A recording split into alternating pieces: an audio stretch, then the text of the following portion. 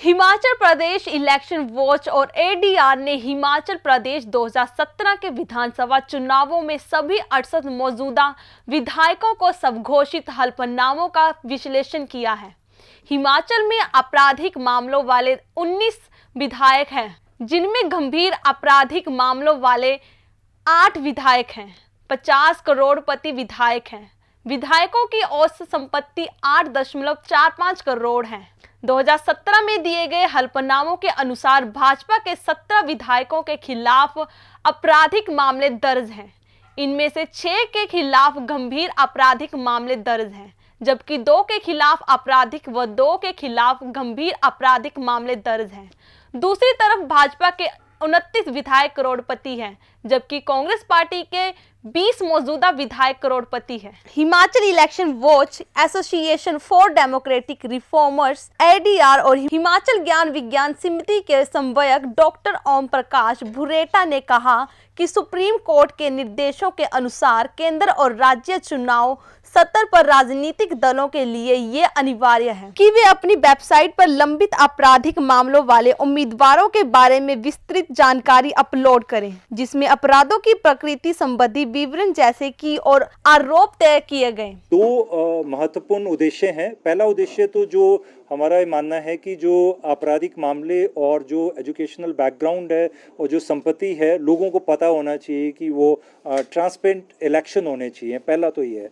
दूसरा ये है कि लोगों को वोट भी देना चाहिए। हिमाचल प्रदेश में 1993 में 71% से 2017 में 75% वोटिंग बढ़ी है, सिर्फ 4%। हिमाचल प्रदेश जो पढ़ा लिखा समाज है, वहाँ पर ये इतनी कम प्रतिशत होना एक आश्चर्यजनक बात है। हमारे को तो 80 या 90 तक पहुँचना चाहिए था। तो दूसरा उद्देश्य है हमारा कि वोटिंग कैसे बढ़े, बट वोटिंग क्यों बढ़े और कैसे बढ़े, उसके पीछे जो है वो जो मोह भंग हुआ है आम जनता का, उसका भी हमारा जो सर्वेक्षण है वो बताता है कि सड़कें सबसे महत्वपूर्ण है, पानी दूसरा मुद्दा है, तीसरा रोजगार है, चौथा शिक्षा और पांचवा स्वास्थ्य है। जब तक ये जो राजनीतिक दलों के मुद्दे नहीं बनेंगे, तब तक शायद लोग जो है वो वोट देने भी नहीं आएंगे। तो हमारा जो कैंपेन है 1 लाख घरों तक, 1500 पंचायतें और जो अर्बन और कस्बे हैं वहाँ तक हम जा रहे हैं। हम ये कह रहे हैं कि इन मुद्दों पे अपने कैंडिडेट के साथ संवाद करें, उनसे पूछें कि आप इनके लिए क्या करेंगे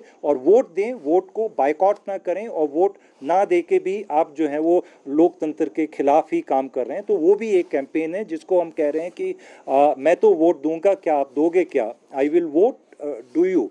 तो वो एक कैंपेन है जो कि 9 अक्टूबर से शुरू हुआ था और 9 नवंबर तक चलेगा, पूरा 1 महीने का है। इसका पहला फेज़ ख़त्म हो चुका है और दूसरा फेज़ 21 तारीख से अक्टूबर से 9 नवंबर तक चलेगा, जिसमें हम इसको इंटेंसिफाई करेंगे।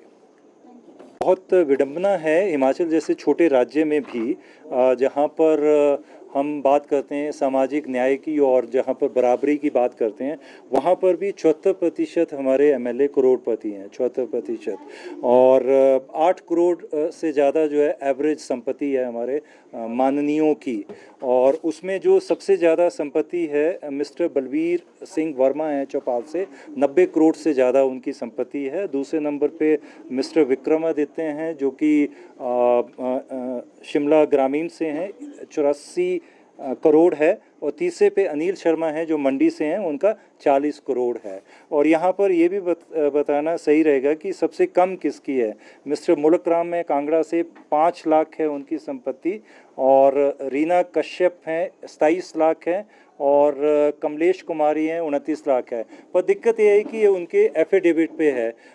एडीआर और हिमाचल इलेक्शन वॉच ने सुप्रीम कोर्ट में भी अपील किया है कि ये संपत्ति जो है जब उन्होंने परचेज़ की थी उस समय की वैल्यू इसमें है। हमें देखिए, हिमाचल प्रदेश में 68 एमएलए हैं, उसमें से 19 एमएलओ के खिलाफ जो है क्रिमिनल केसेस हैं और 8 जो है वो गंभीर आपराधिक मामले हैं जो कि कोर्ट में केस चले हुए हैं।